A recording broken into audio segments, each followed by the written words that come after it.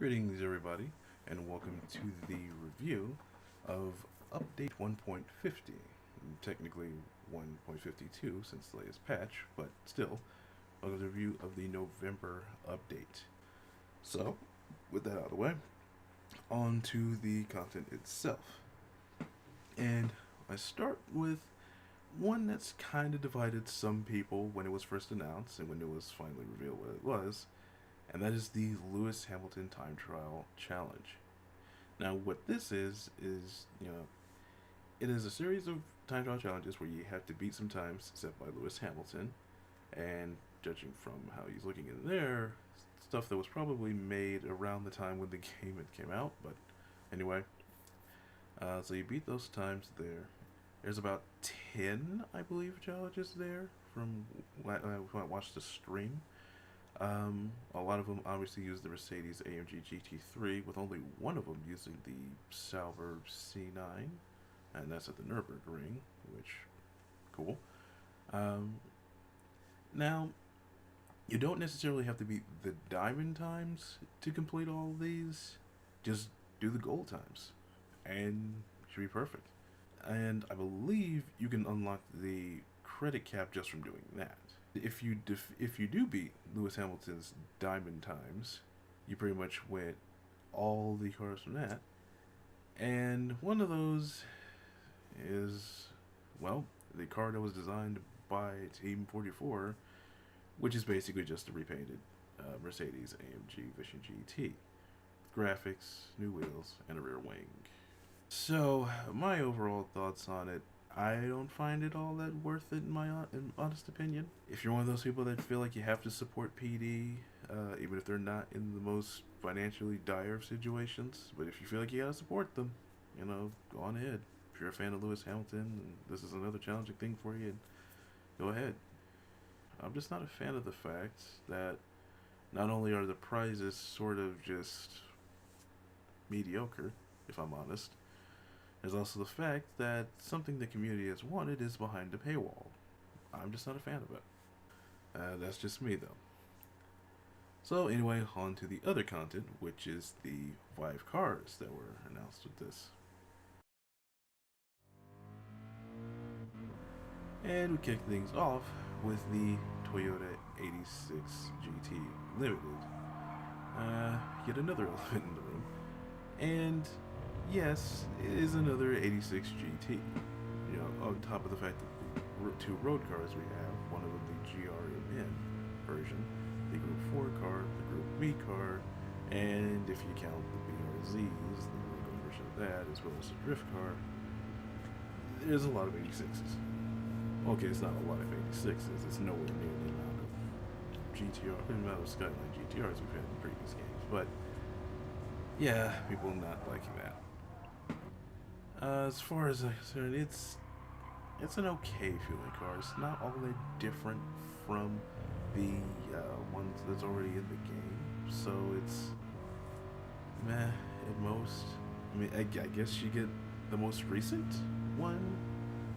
So there's that. So you get the facelift, you get the different face, you get the different rear wing, you get the slightly different tail lights.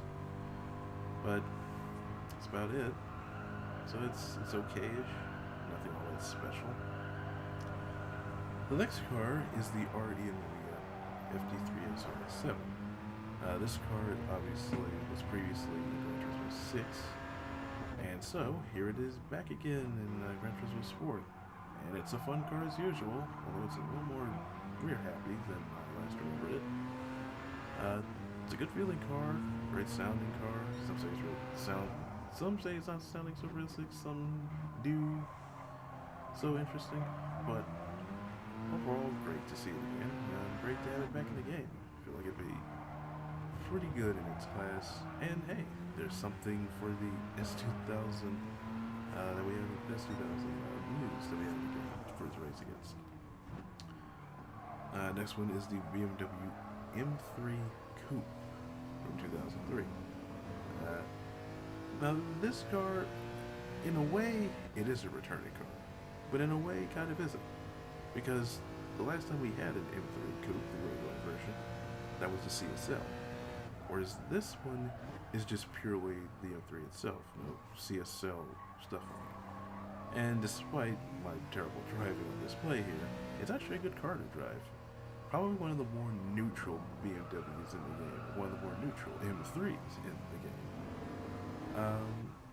So, surprisingly very calm to do and get around the track. Overall, pretty fun addition, I feel. Pretty good car. The next one is the Jaguar Vision Gran Turismo Coupe.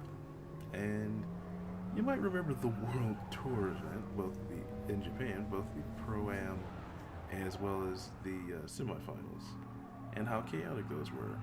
Well, after driving it, I kind of get the sense I feel why it was so chaotic. And that's down to this car. It is weird. Like, it's definitely got the speed to get over there very quickly, but the brakes are a different story, as is the acceleration coming out of the corner and trying to turn into a corner. Like, it is severely understeery trying to get the car to slow down, and it's really oversteery trying to get on the power. So it is a very wild car that you're gonna have to learn quite a bit if you want to get it around the lap. It's something interesting indeed. And then of course, finally, out of these 5 cars, we have of course the Rough CTR3 2007. And this is pretty significant because what we effectively are looking at is our first rough model in Gran Turismo, since Gran Turismo 6, I guess. And a lot of people believe this wouldn't happen, obviously, with Porsche license being available to everybody else now and not just exclusive to EA. Thankfully, though, this becomes the second game behind The Crew to completely shatter that idea. And the car itself, again, driving on display is just shocking. It's an interesting car. It sort of has the same oversteer, understeer problem that Jack has, but thankfully not to that extreme. It's just a funky car to drive. I don't think I've ever driven anything quite like it, so it's definitely going to take some getting used to. And I feel like once you do get used to it, it's probably an excellent car to have. So, an interesting addition in that respect. The standouts for me, obviously it's only cars this time, and that is, well, frankly, the 3 cars that signify a return to some degree, hence why they're kind of in the thumbnail. And that is the RE Amelia RX-7, again, great to have the car back, great to have the brand back, and now I just cross my fingers that it means we also get a certain GT300 car back. The GT300 class in general would be nice to have back, especially since in real life they're kind of becoming extinct a bit. So that'd be nice. Obviously the BMW M3 Coupe, because obviously that's another car that signifies a sort of return, but it's also kind of a different take on it, a different M3 to experience. And it's not bad.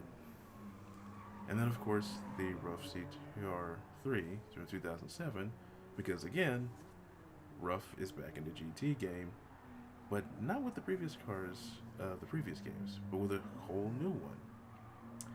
Now this would usually be the part where I end the video, except if you're familiar with a survey from early in October, and if you've kept an eye on my channel over the past few days, you might have noticed Monday a gameplay video for something that wasn't officially announced in this. And that is, of course, this car. The GR Supra Nürburgring 2019 livery. Basically, this is a Group 4 version of the Supra. And to be clear, it's not the GT4 concept that raced at the Nürburgring 24 Hour. This car itself has the interior of the road-going Supra, but the exterior of the GT4 that raced. It's weird. But anyway, so taking a few laps around this car, probably one of the best Group 4 cars I've ever driven. It turns in well, it feels faster, than some of the Group 4 cars. They're just overall an amazing car around the track. Now, I haven't tested it with tire wear and fuel and all that, so obviously that's yet to be seen. But again, very nice car to drive. Pretty amazing. It does everything you want it to do. Really, it only gets out of control if you provoke it. But even then, it's not exactly difficult to catch. So an overall pretty nice addition. Now this is only for people who completed the survey, which was up for 2 months and could have been done both in the game as well as on GranTurismoSport.com itself in 2 minutes or less. Just saying. So, for those that didn't get it and say it's unfair, I'm just gonna say you had 2 months and you had 2 ways you could have done it in 2 minutes. Just putting it out there. Now the requirements for that was you had to have either competed in the GR Super Cup or had bought the car. Apparently, getting into the Daily Roulette also would have counted. So lucky you if you got it that way. But anyway, overall, a good car to have. And if you completed the survey, hope you're enjoying it as much as I am. So anyway, that is it for this video. And if you enjoy it, please do give it a like. Feel free to subscribe for more of these. And don't forget to tick that bell icon, as it will let you know when I upload brand new videos. Anyway, that is it for this video, and I will see you guys next time.